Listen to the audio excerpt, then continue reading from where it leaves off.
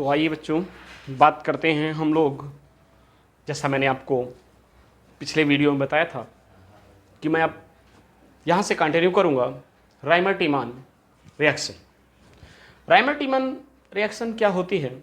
जब हम क्लोरोफॉर्म की रिएक्शन, याद रखना, जब क्लोरोफॉर्म की स्ट्रॉन्ग एल्कली की प्रेजेंस में, सोडियम हाइड्रोक्साइड की प्रेजेंस में फिनॉल के साथ रिएक्शन कराते हैं तो हमें एक इंपॉर्टेंट कंपाउंड मिलता है, सैलिसिलडिहाइड। क्या मिलता है? सैलिसिलडिहाइड मिलता है। हालांकि बीच में एक इंटरमीडिएट कंपाउंड भी मिलता है जिसकी हम पूरी बात करते चलेंगे यहां पर, ठीक है ना। तो सैलिसिलडिहाइड प्राप्त करने के लिए या आर्थो हाइड्रोक्सी बेंजिल्डिहाइड प्राप्त करने के लिए हम राइमर-टीमान रिएक्शन का यूटिलाइजेशन करते हैं, जो आपके सिलेबस की एक इंपॉर्टेंट रिएक्शन है। देखते हैं, मैंने क्या बोला? सबसे पहले हम प्रॉपर्टीज पढ़ रहे हैं किसकी? फिनॉल की। तो ये फिनॉल लिया। इस फिनॉल की रिएक्शन, बेटा इस फिनॉल की रिएक्शन हम कराते हैं क्लोरोफॉर्म के साथ, CHCl3। This is the chloroform.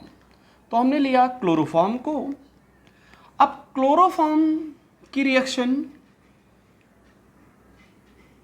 Sodium hydroxide NaOH को ले लेंगे, सोडियम हाइड्रोक्साइड के साथ रिएक्शन कराएंगे और इसे ट्रीट करेंगे कितने डिग्री सेंटीग्रेड पर? 60 से 70 डिग्री सेंटीग्रेड पर।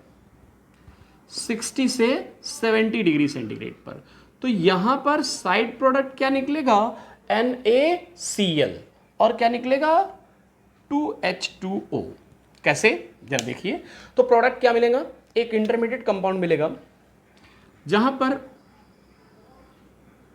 ये फिनॉल था, इसके पास एक Na जाएगा, ठीक है। और यहां पर आपका आ जाएगा CHCl2। कौन आ जाएगा? CHCl2। ये तो आपका एक इंटरमीडिएट कंपाउंड है। IMC मतलब इंटरमीडिएट कंपाउंड, ओके। ये इंटरमीडिएट कंपाउंड जब फर्दर सोडियम हाइड्रोक्साइड के साथ रिएक्ट करता है तो यहां पर आपको साइड प्रोडक्ट H2O और क्या मिल जाता है? NaCl मिल जाता है। तो देखिए बेटा, मैंने क्या बताया कि ये आपको साइड में क्या निकल गया? H2O निकल गया और 2NaCl निकल गया। इसकी रिएक्शन ये फर्दर जब किसके साथ रिएक्ट कर रहा है? NaOH के साथ रिएक्ट कर रहा है। तो आपको एक और कंपाउंड मिल गया बीच में, ये साइड इंटरमीडिएट कंपाउंड, ठीक है ना। और ये HCl के साथ रिएक्ट करता है तो क्या दे देता है? आर्थो पोजीशन पर OH और, तो इसलिए बोला आर्थो हाइड्रोक्सी, और किस पर? CHO किस पर बेटा? ठीक है ना। तो इसलिए फॉर्मेल्डिहाइड। जब बेंजीन रिंग पर CHO ग्रुप होता है तो फॉर्मेल्डिहाइड बोल देते हैं, ठीक है ना। तो इस तरह से मिल जाता है आपको आर्थो हाइड्रोक्सी फॉर्मेल्डिहाइड, जिसका कॉमन नेम है सैलिसिलडिहाइड। क्या नाम है? सैलिसिलडिहाइड, ओके। तो फिनॉल इस तरह से क्लोरोफॉर्म और एल्कलाइन मतलब NaOH के साथ रिएक्ट करके एक इंपॉर्टेंट कंपाउंड देता है सैलिसिलडिहाइड। इसी रिएक्शन को हम राइमर-टीमान रिएक्शन बोलते हैं, ठीक है ना। इसका इक्वस सॉल्यूशन लेते हैं बेटा, याद रखना। इसका हम लोग क्या लेते हैं? इक्वस सॉल्यूशन लेते हैं, ठीक है ना। तो ये रिएक्शन हमारी हो गई। अब बात करते हैं हम लोग, अगर ये अल्कोहल, ये फिनॉल किसके साथ रिएक्ट कर जाए? अगर ये फिनॉल CCl4 के साथ रिएक्ट कर जाए। ध्यान दीजिए, इसी रिएक्शन में थोड़ा सा आगे बढ़ते हैं। अगर ये फिनॉल की रिएक्शन CCl4 के साथ कराएं, बाकी देखिए कंडीशन सेम है। NaOH ले लिया मैंने, बैलेंस करने के लिए NaOH के 6 मोल ले लीजिए। 60 डिग्री सेंटीग्रेड पर रिएक्शन यहां पर भी होगी। 60 डिग्री पर 4NaCl और 4H2O बाहर निकलेंगे, एक कंपाउंड बनेगा जो इंटरमीडिएट होगा। ठीक वैसे ही ध्यान दीजिए, ये COO Na, ठीक है। इसकी रिएक्शन ठीक वैसे ही रिएक्शन हो रही, ध्यान दीजिए, 2HCl के साथ कराएंगे तो हमें कंपाउंड क्या मिल जाएगा? Salicylic acid. अभी भी पढ़ा था हमने सैलिसिलिक एसिड बनाना, ये दूसरा मेथड था। तो इस तरह से हमें सैलिसिलिक एसिड मिलेगा, ठीक है। अब देखिए, रायमर-टीमन रिएक्शन मैंने पढ़ ली। अब हम बात करेंगे एक और इंपॉर्टेंट, वेरी इंपॉर्टेंट रिएक्शन की बात करेंगे, गटरमान रिएक्शन। कौन सी रिएक्शन बेटा? गटरमान रिएक्शन। ये गटरमान रिएक्शन क्या होती है? जब फिनॉल की रिएक्शन, बेटा जब हम फिनॉल की रिएक्शन किसके साथ कराते हैं? जब हम फिनॉल की रिएक्शन कराएंगे, यहां पर एक कंपाउंड लेंगे HCl और HCN। HCl और HCN आपस में रिएक्ट करेंगे तो हमें एक कंपाउंड मिलेगा, ठीक है ना, जो हाइड्रोजन क्लोराइड और हाइड्रोजन साइनाइड, मैंने क्या बोला? हाइड्रोजन क्लोराइड और हाइड्रोजन साइनाइड के का एडिशनल प्रोडक्ट होता है, जो AlCl3, डिहाइड्रेटेड AlCl3 की रिएक्शन के प्रेजेंस में रिएक्शन कराते हैं HCl और HCN की, तो हमें एक एडिशन कंपाउंड मिलता है। आइए देखते हैं क्या होती है गटरमान रिएक्शन। बहुत इंपॉर्टेंट रिएक्शन है केमिस्ट्री की।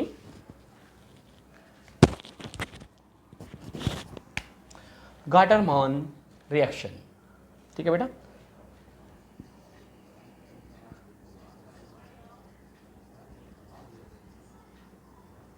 गटरमान रिएक्शन क्या है?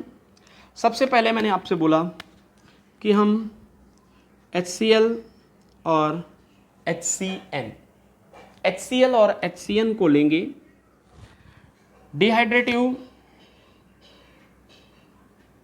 या एनहाइड्रस, किसके? एनहाइड्रस AlCl3 की प्रेजेंस में, एनहाइड्रस AlCl3 की प्रेजेंस में, तो हमें एक एडिशन कंपाउंड मिलेगा।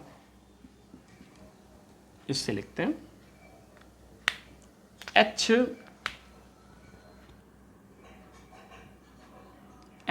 डबल बॉन्ड, ये H ये N double bond CHCl, okay.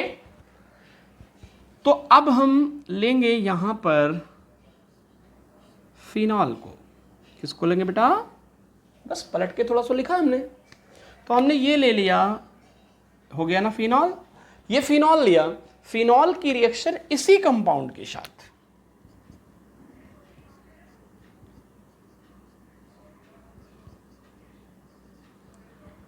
Phenol की रिएक्शन करा दें, ठीक है। तो जब हम इसके साथ फिनॉल की रिएक्शन कराएंगे, कैटलिस्ट AlCl3 कैसा? एनहाइड्रस। तो जो कंपाउंड मिलेगा वैसे ही लिखिए जैसे इस तरफ लिखा था। तो जो कंपाउंड मिलेगा वो क्या होगा? जहाँ पर OH था उसी पोजीशन पर रहेगा, जैसे भी बेंजीन रिंग बनी हुई थी वैसे ही रहेगी, कोई चेंज नहीं। इस जगह ये आकर जुड़ जाएगा, तो CH डबल बॉन्ड NH से CH double bond NH, okay. क्या निकल गया बेटा? देख रहे होंगे HCl निकल गया, ठीक है। तो इस तरह से ये HCl आपका यहां पर अलग हुआ। अब हम इसकी रिएक्शन वाटर के साथ कराएंगे। आगे बढ़िए। वाटर के साथ मैंने रिएक्शन कराई, साइड प्रोडक्ट हमारा अमोनिया निकल गया। क्या निकल गया बेटा? अमोनिया निकल गया। जो कंपाउंड मिला वो मिला para hydroxy benzaldehyde. Very simple और very important compound. Para hydroxy benzaldehyde.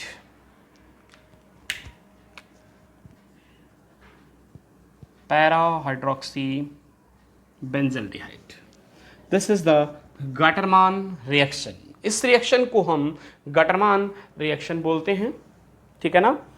तो ये मिल गया हमें पैरा हाइड्रोक्सी बेंजल्डिहाइड। यहाँ से गटरमान रिएक्शन आपकी पूरी होती है। अब कुछ सिंपल सी और एक दो रिएक्शंस यहाँ पर बची हुई हैं, जिन्हें हम कपलिंग रिएक्शन, हाइड्रोजनेशन, इन नामों से जानते हैं। इसको नोट कर लीजिएगा पहले। इसके बाद अब देखिए नेक्स्ट रिएक्शन हो गया ये बच्चों।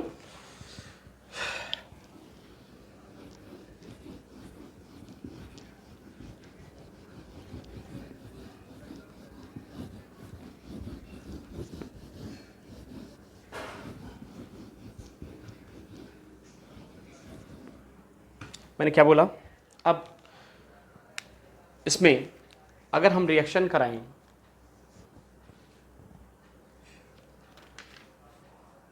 युग्मन रिएक्शन की बात करें, कपलिंग रिएक्शन की बात करें, तो देखिए क्या होती है।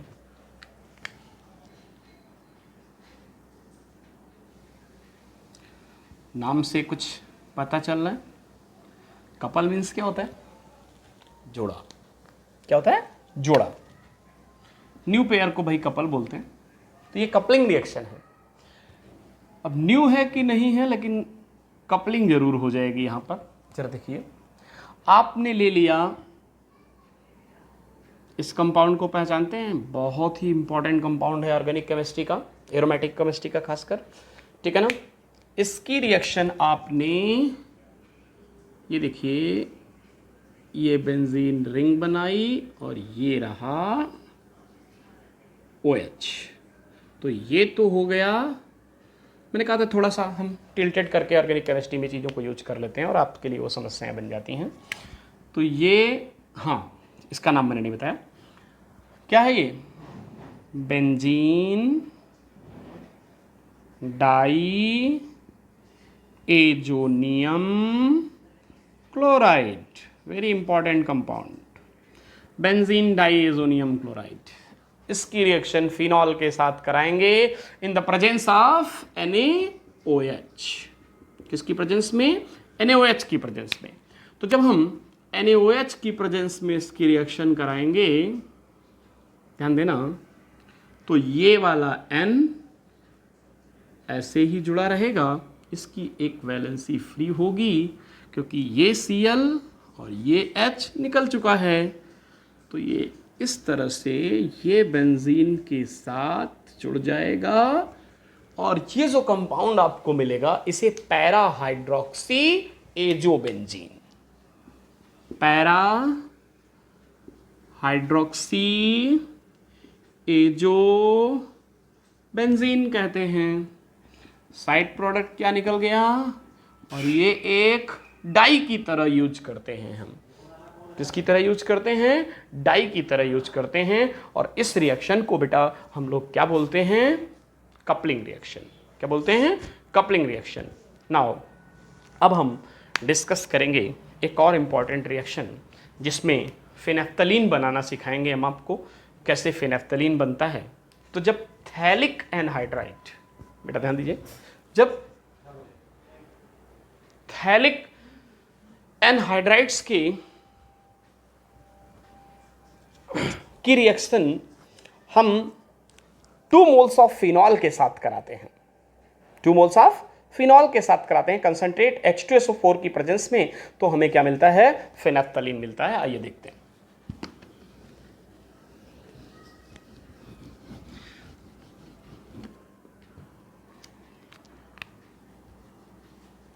ध्यान दीजिए, तो हेडिंग इसमें दे दीजिएगा reaction with phthalic, reaction with phthalic anhydride. दूसरे पेन से लिख देते हैं थैलिक, थोड़ा सुंदर नहीं लिखा है, दोबारा लिख लेते हैं, कोई बात नहीं। Anhydride, phthalic anhydride. तो ये देखिए बेटा, थैलिक एनहाइड्रेट पहले तो क्या होता है, ये बेंजीन रिंग, ठीक है, बेंजीन रिंग के इन दोनों कॉर्नर से आप एक एक बॉन्ड निकालिए, निकाल दिया, दोनों जगह कार्बन को लगा दीजिए, दोनों पर ऐसे ऑक्सीजन लगा दीजिए और एक इस तरह से ऑक्सीजन लगा दीजिए, ये थैलिक एनहाइड्राइड बन गया। ओके, अब हम इसकी रिएक्शन फिनॉल के 2 मोल्स के साथ कराने जा रहे हैं। किसके साथ कराने जा रहे हैं? फिनॉल्स के 2 मोल्स के साथ रिएक्शन कराने जा रहे हैं। ये हमने लिया, ये देखिए बेटा, फिनॉल को हमने सिर्फ उलट के लिख दिया।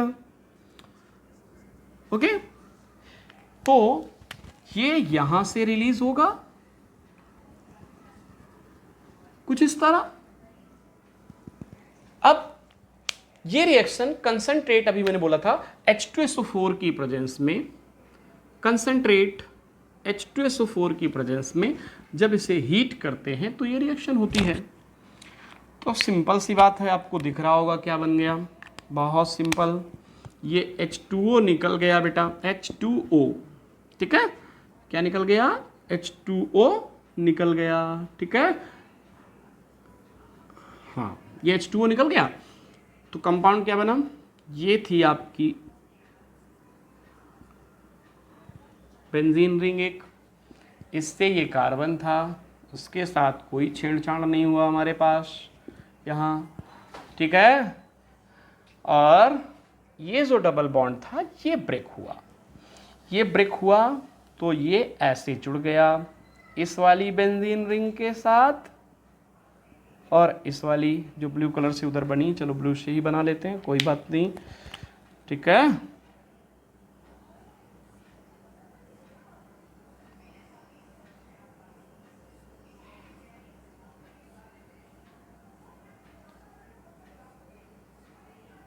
ये देखिए, ये OH और एक ये OH, ठीक है बेटा, इसे कहते हैं फिनेफ्थलीन। क्या कहते हैं? फिनेफ्थलीन। कहाँ यूज होता है फिनेफ्थलीन का? फिनेफ्थलीन पता होगा मेरे ख्याल से आपको, फिनेफ्थलीन का यूटिलाइजेशन हम कहाँ करते हैं बेटा? नहीं पता? बहुत इंपॉर्टेंट है कंपाउंड, ये पता होना चाहिए आप सभी को। फिनेफ्थलीन का यूज एज अ इंडिकेटर किया जाता है, ठीक है। चलिए अब बात करते हैं, लगभग रिएक्शंस यहां पर हमारी फिनिश होती हैं। एक रिएक्शन में और आपको यहां पर यहीं पे बता देता हूं, हाइड्रोजिनेशन।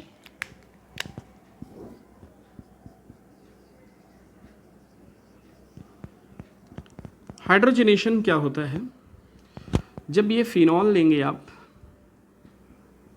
ओके, इसकी रिएक्शन H2 के साथ इन द प्रेजेंस ऑफ निकल कैटलिस्ट, निकल कैटलिस्ट की प्रेजेंस में इसे हम 160 डिग्री सेंटीग्रेड तक हीट करेंगे तो हमें साइक्लोहेक्सेनॉल मिल जाएगा।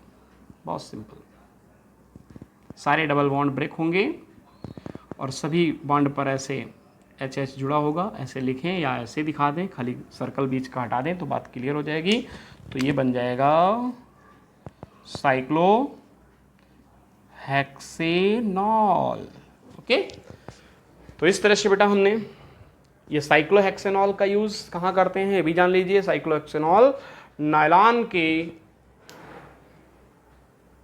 प्रोडक्शन में यूज किया जाता है, ठीक है। नायलॉन बनाने में साइक्लोहेक्सेनॉल का यूज किया जाता है। इस तरह से हमारी ये केमिकल रिएक्शन, यहाँ पर chemical properties of the phenol finish कर ली हमने, ठीक है ना। यूजेस और देख लीजिए, 2 मिनट की बात बची है। यूजेस क्या हैं? सबसे पहली चीज़ पिक्रिक एसिड का यूज़ आप देख लीजिए। पिक्रिक एसिड का यूज़ कहाँ करते हैं? As a explosive compound. Picric acid का यूज़ हम लोग एक्सप्लोसिव कंपाउंड के रूप में करते हैं। फेनेप्थलीन और एजो रंजक जो होती हैं, फेनेप्थलीन और एजो रंजक मतलब एजो डाई के प्रिपरेशन में इसका यूटिलाइजेशन करते हैं फिनॉल का। और कहाँ करते हैं? सैलिसिक एसिड, बनाया था ना, सैलिसिलिक एसिड बनाने में जिसका यूज़ एज अ मेडिसिन किया जाता है, फिनॉल फॉर्मेल्डिहाइड रेजिन, या फिर हम बोलें, हाँ ये रिएक्शन एक मैंने छोड़ दी, फिनॉल फॉर्मेल्डिहाइड रेजिन। तो एक यूज़ ये है कि फिनॉल फॉर्मेल्डिहाइड रेजिन बनाने में, कि फिनॉल फॉर्मेल्डिहाइड रेजिन कैसे बनता है, छोड़ इसलिए दी थी वैसे रिएक्शन ये हमने, कि इसे अभी हम और पढ़ लेते हैं। ये फिनॉल लिया हमने, इसकी रिएक्शन फॉर्मेल्डिहाइड के साथ कराओगे, तो जब फॉर्मेल्डिहाइड के साथ इसकी रिएक्शन कराओगे तो बेटा यहाँ पर बेकेलाइट बनता है। इस रिएक्शन को हम यहाँ की अपेक्षा जब आपको एल्डिहाइड पढ़ा रहे होंगे तो वहाँ बताएंगे, ठीक है। तो ये इस तरह से बेकेलाइट बनता है, और बेकेलाइट आपको पता है एक इंपॉर्टेंट पॉलीमर कंपाउंड है, ठीक है ना, एक पॉलीमर है, इसके लिए हम लोग यूज़ करते हैं। डिसइंफेक्टेंट और एंटीसेप्टिक के रूप में भी हम लोग डायरेक्ट फिनॉल का यूज़ करते हैं। याद रखना 1% solution, 1% equals solution of phenol जो है वो किसकी तरह यूज किया जाता है, डिसइंफेक्टेंट की तरह। बहुत कई बार पूछा गया, डिसइंफेक्टेंट जो होता है वो होता है 1% equals solution of C6H5OH। Phenol का 1% इक्वस सोल्यूशन डिसइंफेक्टेंट के रूप में यूज होता है, और वहीं 0.2% सोल्यूशन एंटीसेप्टिक के रूप में यूज होता है। अगर ये 0.2% इक्वस सोल्यूशन फिनॉल का लिया जाए तो ये ऑफ C6H5OH, तो ये किसकी तरह से, एंटीसेप्टिक के रूप में भी यूज किया जा सकता है। समझ में आई बात बेटा? तो ये एक बार डिफरेंस पूछा गया, कई एग्जाम में मैंने देखा, कंपटीशन में बड़े बड़े एग्जामों में आपको देखने को मिल गया कि डिसइंफेक्टेंट और antiseptic solution of the phenol में क्या डिफरेंस है। तो कोई डिफरेंस नहीं है, सिर्फ इतना डिफरेंस है कि जो डिसइंफेक्टेंट होता है उसमें कंसंट्रेशन फिनॉल की ज़्यादा होती है, 1% इक्वस सोल्यूशन होता है, और जबकि एंटीसेप्टिक में बेटा क्या होता है, 0.2% equals solution of the phenol is का यूज एज एंटीसेप्टिक। ओके, इस तरह से हम लोग इसका यूज करते हैं। साइक्लोहेक्सेन बनाने में भी फिनॉल का यूज किया गया, अभी भी जस्ट आपने रिएक्शन पढ़ी शायद, ये नहीं, हाँ अभी भी पढ़ी, ठीक है ना। फिनॉल के टेस्ट की बात आती है, परीक्षण की बात आती है कि कैसे टेस्ट करें, तो अभी अभी मैंने शुरुआत के चैप्टर में मैंने बताई थी कि फिनॉल फेरिक क्लोराइड के साथ कैसा देता है, वायलेट कलर का सोल्यूशन देता है। एक तो ये टेस्ट है, दूसरा लीबरमान टेस्ट एक टेस्ट है। लिबरमान टेस्ट जो है वो बहुत इंपॉर्टेंट टेस्ट है इस रिएक्शन, इसके फिनॉल के टेस्ट के लिए। आइए लिबरमान की हम बात कर लेते हैं और इसी के साथ ये चैप्टर ख़त्म करते हैं। तो बेटा लिबरमान टेस्ट क्या होता है, ज़रा देखिए हमारे साथ। LIE Liebermann test of phenol. Liebermann test of phenol में क्या होता है कि हम सबसे पहले कंसंट्रेट क्या लेते हैं, फिनॉल का सल्फ्यूरिक एसिड में, कंसंट्रेट सल्फ्यूरिक एसिड में सॉल्यूशन बनाते हैं। फिनॉल लेते हैं, कंसंट्रेट H2SO4 लेते हैं, और कंसंट्रेट H2SO4 की रिएक्शन NaNO2 जो स्मॉल अमाउंट में ले लेकर के और एक्सेस में वाटर ले लेते हैं, NaNO2 लेते हैं, इसका बहुत स्मॉल एक्सटेंट लेते हैं, ठीक है, और H2O को हम एक्सेस में ले लेते हैं। आफ्टर दैट, इसके बाद हमें क्या होता है, हमें एक रेड कलर प्राप्त होता है, रेड कलर का सॉल्यूशन मिलता है। ये जो रेड कलर का हमें सॉल्यूशन मिलता है, इसमें अगर एक्सेस में NaOH डाल दिया जाए तो ये ब्लू हो जाता है। अगर NaOH एक्सेस में दे दिया जाए तो ये ब्लू सॉल्यूशन में कन्वर्ट हो जाता है। ये सबसे आसान और सबसे इंपॉर्टेंट मेथड है टेस्ट ऑफ द फिनॉल के लिए। ओके, इसी तरह से एक रिएक्शन मैंने आपको बताई थी जिसका यूटिलाइजेशन हम फिनॉल के टेस्ट में करते हैं। एग्जांपल जैसे मैंने बोला था कि फिनॉल की ब्रोमीन वाटर के साथ रिएक्शन जब आप कराते हैं तो आपको एक वाइट प्रेसिपिटेट मिलता है। ये वाइट प्रेसिपिटेट 2,4,6 ट्राइब्रोमो फिनॉल का होता है, ट्राइब्रोमो फिनॉल का होता है, ठीक है ना। तो बेटा ये यहाँ से टॉपिक आपका फिनिश होता है, ठीक है ना। नेक्स्ट अभी इस चैप्टर में हम ईथर और पढ़ाएंगे, जो आपको अगले वीडियोस में देखने को मिलेंगे।